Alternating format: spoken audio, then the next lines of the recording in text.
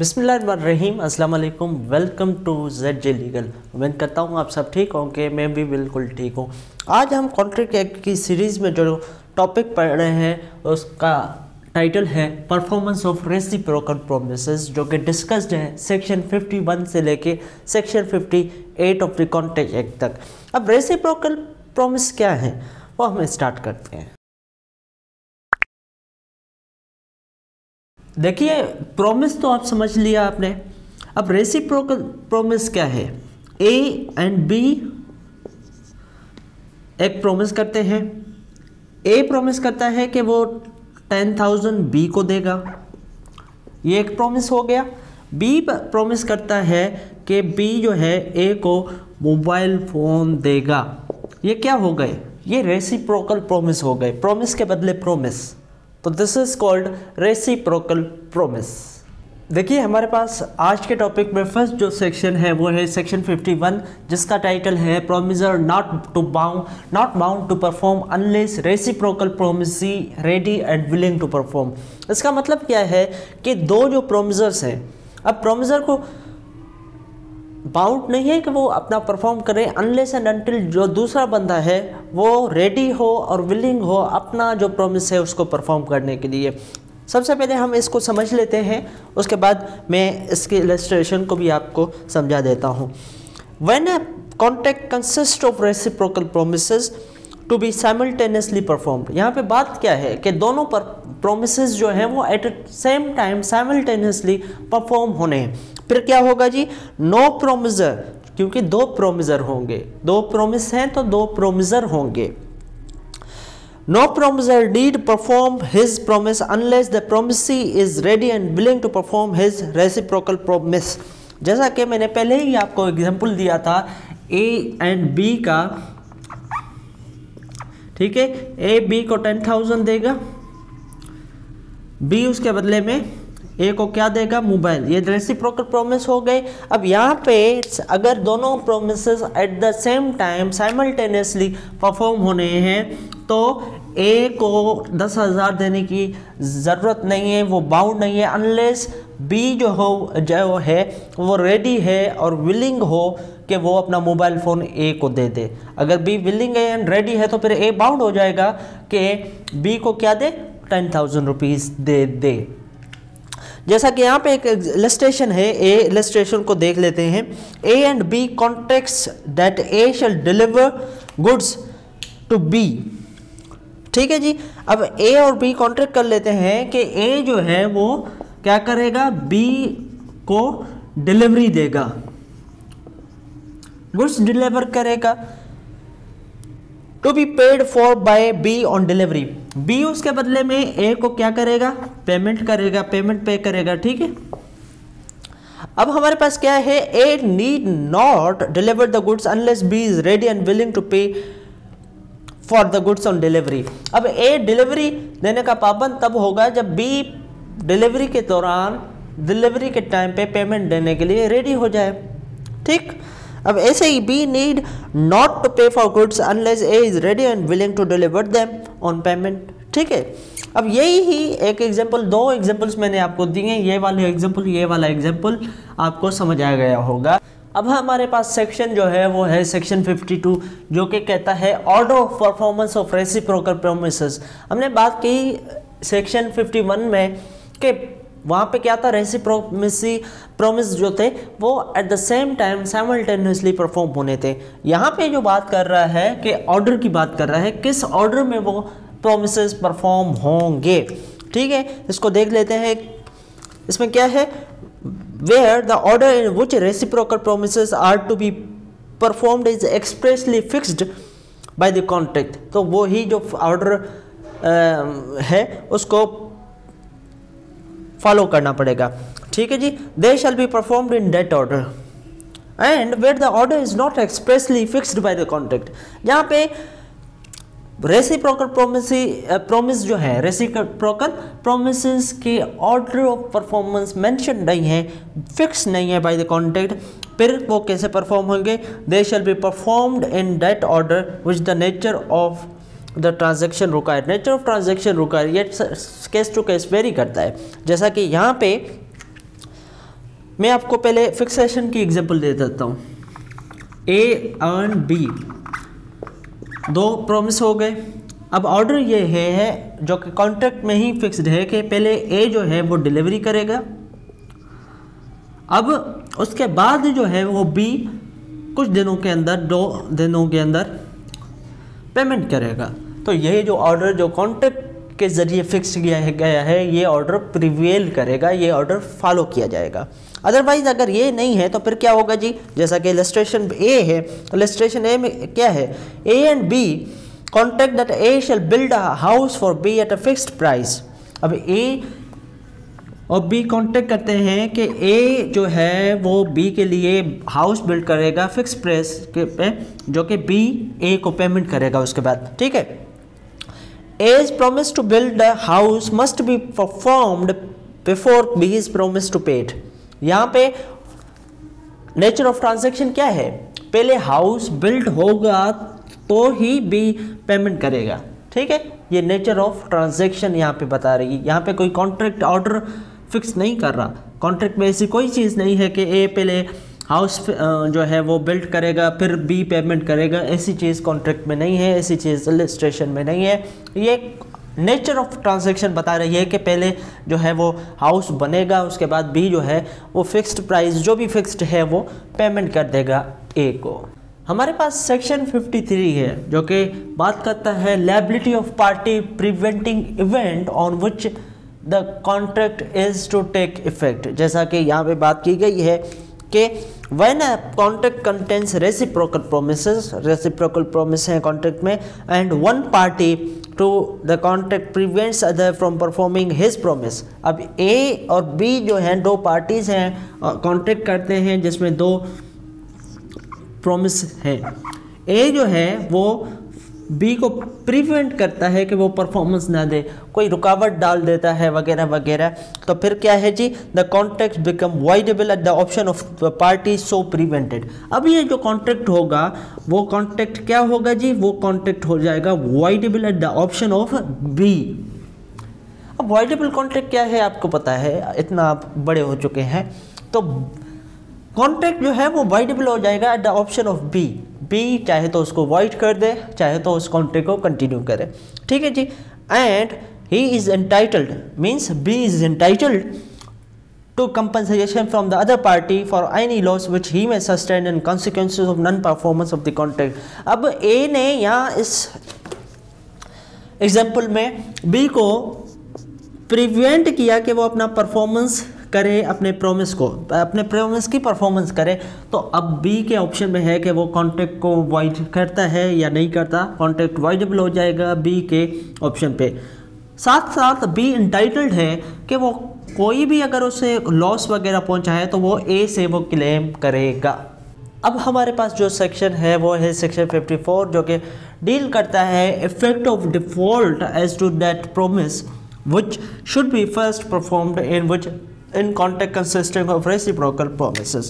अब A, B ये 2 reciprocal promise कर देते हैं।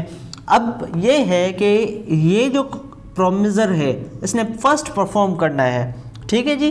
अब इसने फर्स्ट परफॉर्म करना है और इसका जो B का जो परफॉर्मेंस है वो डिपेंडेंट है A पे।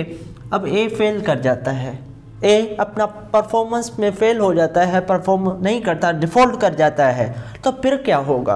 अब यहाँ पे बात की गई है where when a contract consist of reciprocal promises, जैसा कि यहाँ पे है, such that one of them can't be performed or that its performance can't be claimed till the other has been performed, ठीक है।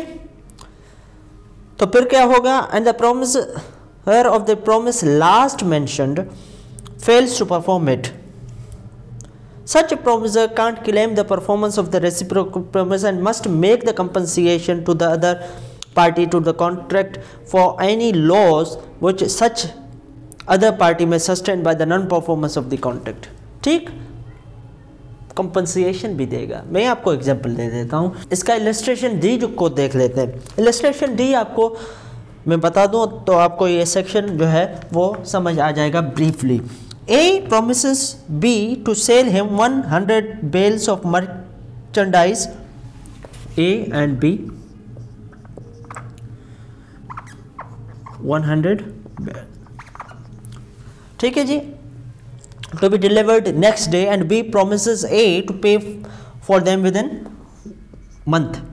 बी जो है उसने पेमेंट करनी है कितने में, मंथ के अंदर, और डिलीवरी कब देनी है ए ने डिलीवरी देनी है नेक्स्ट डे को, मीन्स कल, और पेमेंट जो देगा बी वो विद इन 1 मंथ दे देगा। अब होता क्या है, A doesn't deliver according to his promise, A delivery नहीं करता, डिफॉल्ट कर जाता है वगैरह, तो अब क्या होगा, B's promise to pay need not to be performed. अब बी जो है वो अपना पेमेंट वगैरह करने की उसकी कोई ज़रूरत नहीं है, पेमेंट नहीं करेगा, और एंटाइटल्ड है बी कि वो कंपनसेशन क्लेम करे ए से, क्योंकि उसके बिहाफ पे ए के बिहाफ में डिफ़ॉल्ट हुआ है और इसके ज़रिए कोई भी लॉस बी को हो सकता है, और वो लॉस कंपनसेशन वो क्लेम करेगा ए से, क्योंकि डिफ़ॉल्ट किसने किया है जी, डिफ़ॉल्ट किया है ए ने, उसने डिलीवरी नहीं दी। अब हमारे पास सेक्शन जो है वो 55 है, जो कि बहुत इम्पोर्टेंट है। हमारे पास कॉन्ट्रैक्ट्स होते हैं जिसमें कुछ कॉन्ट्रैक्ट्स में टाइम एसेंशियल होता है, कुछ कॉन्ट्रैक्ट्स में टाइम एसेंशियल नहीं होता। जिन कॉन्ट्रैक्ट्स में टाइम एसेंशियल होता है, अगर उन्हीं कॉन्ट्रैक्ट्स में उसी फिक्स टाइम के अंदर परफॉर्मेंस नहीं होता तो उसका क्या इफेक्ट पड़ेगा, इसके बारे में ये सेक्शन है। सेक्शन कहता है fact of failure to perform at fix time in contract in which time is essential. अब टाइम एसेंशियल है और उसी फिक्स्ड टाइम जो कि फिक्स किया गया बाय कॉन्ट्रैक्ट उसके अंदर परफॉर्मेंस नहीं होती, तो फिर क्या होगा जी, फिर ये होगा कि कॉन्ट्रैक्ट जो है वो वाइडेबल हो जाएगा। अब कॉन्ट्रैक्ट जो है वाइडेबल हो जाएगा ऑफ द ऑप्शन ऑफ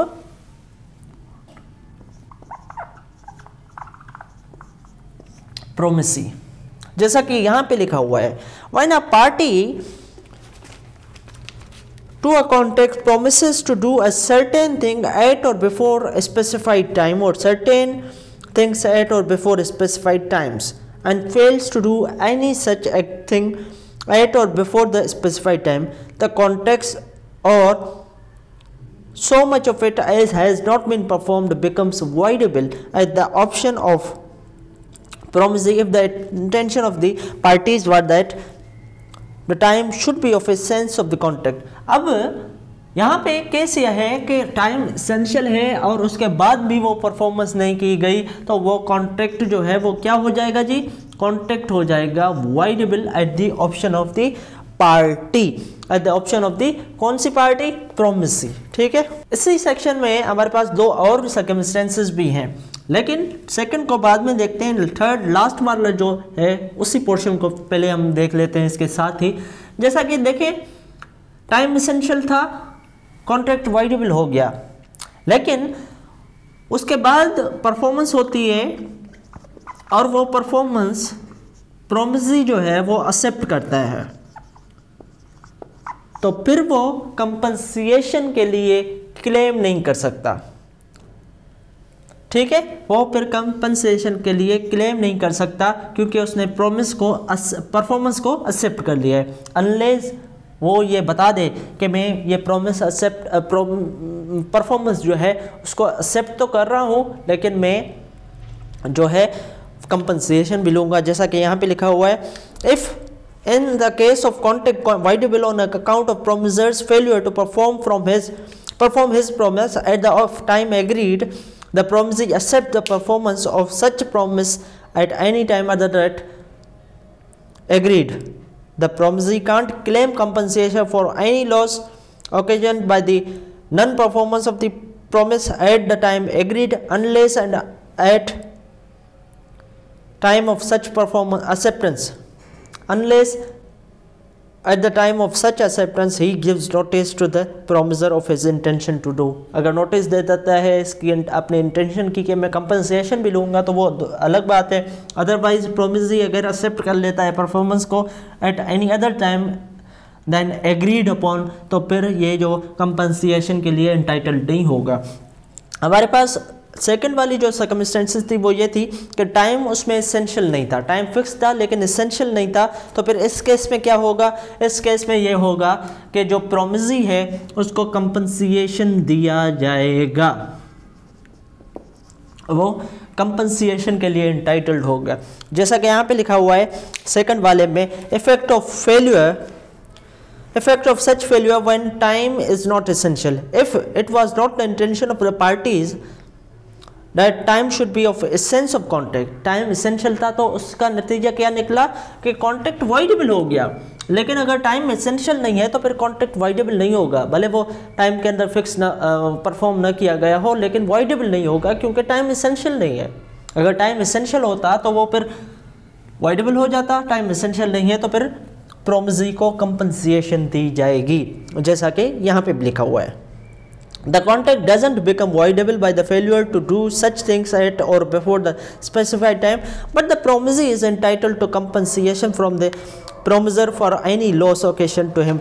इसके नतीजे में डिले जो हुआ, इसके नतीजे में अगर प्रोमिसी को कुछ भी लॉस वगैरह कर हुई है तो वो फिर क्लेम कर सकता है, कंपनसेशन क्लेम कर सकता है। ठीक है जी।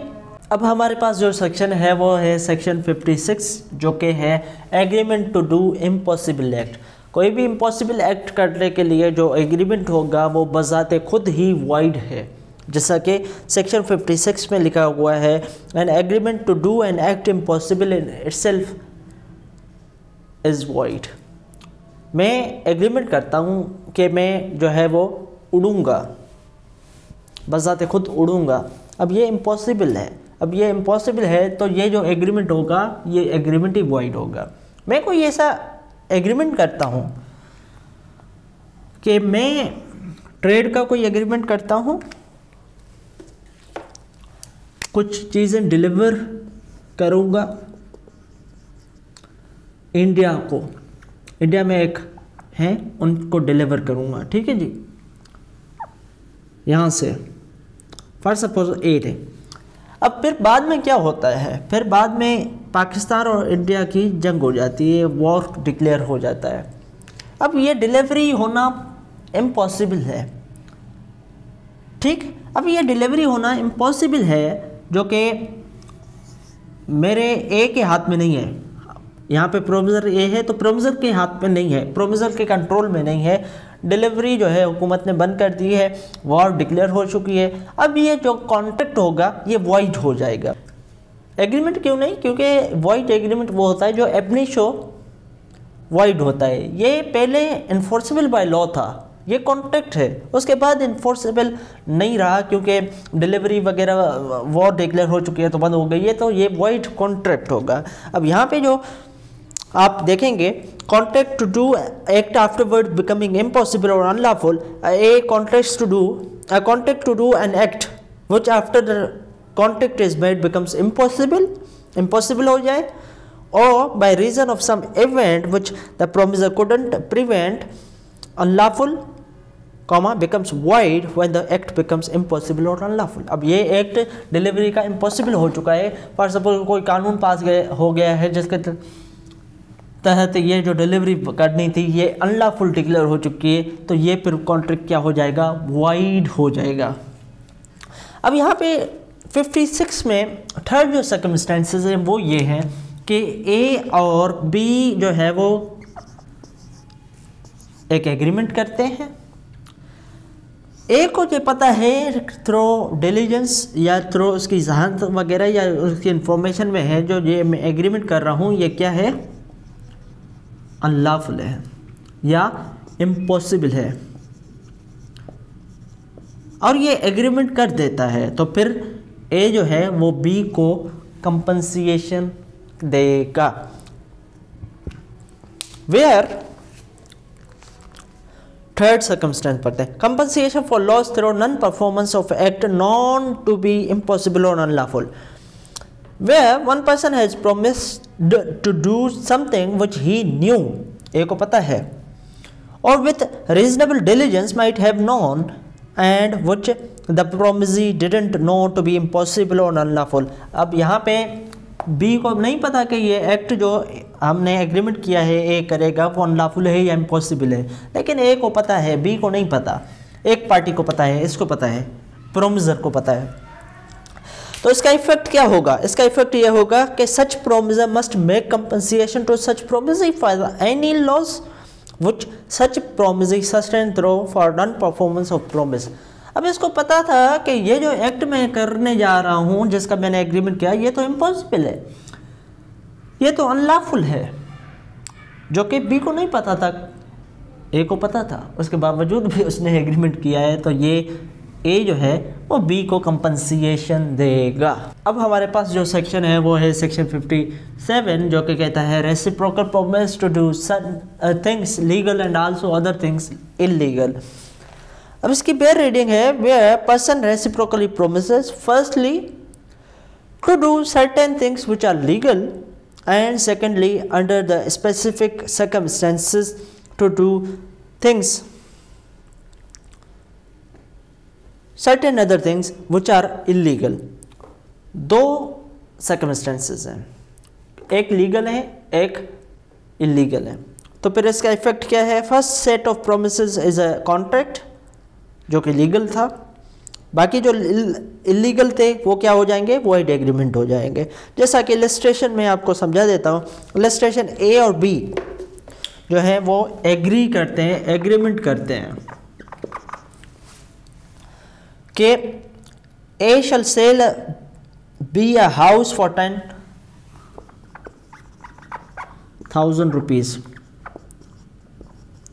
ठीक, फिर क्या हुआ? But that if B uses it for gambling house he shall pay 50,000। ए अपना हाउस जो है वो बेचना चाहता है। अब वो बेचना चाहता है कितने में? 10,000 में। लेकिन ये कहता है कि अगर मेरा हाउस जो तुम परचेज कर रहे हो ये गैम्बलिंग जो है वो उसके लिए यूज़ करोगे। गैम्बलिंग क्या है? अनलॉफुल है ना, है अनलॉफुल है। तो अनलॉफुल थिंग के लिए यूज़ करोगे तो फिर 50,000 मुझे दोगे, मैं फिर 50,000 में घर बेचूंगा। तो ये जो फर्स्ट सेट ऑफ प्रोमिसेस 10,000 वाला, ये जो है वो कॉन्ट्रैक्ट है। बाकी जो सेकंड सेट ऑफ प्रोमिसेस है जिसमें वो प्रॉमिस करते हैं कि अगर गैम्बलिंग के लिए यूज़ करोगे तो मुझे 50,000 दोगे, 10,000 नहीं 50,000। तो ये जो सेट ऑफ प्रोमिसेस थे ये वॉइड एग्रीमेंट है, क्योंकि इनका जो ऑब्जेक्ट है वो अनलॉफुल है। हमने पढ़ रखा है उन जिन एग्रीमेंट्स का ऑब्जेक्ट अनलॉफुल होता है, जिन एग्रीमेंट्स का कंसिडरेशन अनलॉफुल होता है, वो एग्रीमेंट्स क्या होते हैं जी? बिल्कुल सही कहा आपने, वॉइड एग्रीमेंट्स हो जाते हैं वो। हमने एक देखे रेसिप्रोकल प्रोमिसेस। अब यहाँ पे है अल्टरनेटिव प्रोमिस। अल्टरनेटिव का मतलब क्या होता है? दोनों में से एक, ठीक है, अल्टरनेटिव यूज़ हो। अब यहाँ पे मैं आपको समझाता हूँ अल्टरनेटिव का क्या मकसद है। ए और बी एग्रीमेंट करते हैं और उसमें अल्टरनेटिव प्रोमिसेस हैं। ए जो है बी को 10,000 रुपये देगा, बी उसके बदले में उसे या तो जो है मोबाइल देगा या फिर लैपटॉप देगा। ये क्या हो गए? अल्टरनेटिव हो गए, अल्टरनेटिव प्रोमिस हो गए, या तो मोबाइल देगा या फिर लैपटॉप देगा। अब यहाँ पे 58 में सर्कमस्टेंसेस क्या है कि एक जो प्रॉमिस है अल्टरनेटिव वो क्या है? वो इलीगल है। हम इलस्ट्रेशन ए को देख लेते हैं, बल्कि इलस्ट्रेशन है ही एक इसमें इसको देख लेते हैं। अब यहाँ पे क्या है? यहाँ पे कहता है A and B agree that A shall pay B. ए और बी एग्रीमेंट कर लेते हैं कि ए बी को कितना देगा जी? 1,000 रुपीज़ देगा, पे करेगा। उसके बदले में बी क्या करेगा? For which B shall afterwards deliver to A. क्या डिलीवर करेगा? राइस डिलीवर करेगा या फिर जो है अफीम डिलीवर करेगा, ठीक है, वो भी स्मगल्ड। अब ये स्मगल्ड अफीम या फिर राइस पे करेगा। ये क्या हो गया? अल्टरनेटिव प्रॉमिस हो गया। अब ये जो एक ब्रांच है स्मगल्ड अफीम वाला, ये क्या है? ये इलीगल है। अब ये इलीगल है तो इट मीन्स के ये जो है वॉइड एग्रीमेंट है। अब इस केस में आप देखें कि ये अल्टरनेटिव प्रॉमिस है और इसमें एक जो ब्रांच ऑफ प्रॉमिस है वो है राइस का, जो कि लीगल है। लेकिन अगर हम दूसरे को देखें जो कि अफीम वगैरह का है, वो क्या है, वो इलीगल है। अब ये जो प्रॉमिस होगा, राइस अगर वो दे रहा है तो वो वैलिड है, बिल्कुल कॉन्ट्रैक्ट ही होगा, वो इन्फोर्सेबल भी है, वो इन्फोर्सेबल बाय कोर्ट भी है। लेकिन अगर अफीम वगैरह का हो जाता है तो फिर वो क्या हो जाएगा, वाइड एग्रीमेंट हो जाएगा, वो इन्फोर्सेबल नहीं रहेगा। यहाँ पे हमारा आज का लेक्चर जो है वो एंड हो जाता है। सेक्शन 51 से लेके सेक्शन 58 तक हमने पढ़ा, जिसमें हमने रेसिप्रोकल प्रोमिसेस के बारे में पढ़ा। लास्ट में हम अल्टरनेटिव प्रोमिसेस के बारे में भी पढ़ा कि अल्टरनेटिव प्रोमिसेस में अगर सर्टेन थिंग लीगल है, सर्टेन थिंग इलीगल है, अनलॉफुल है, तो उसका क्या इफेक्ट पड़ता है।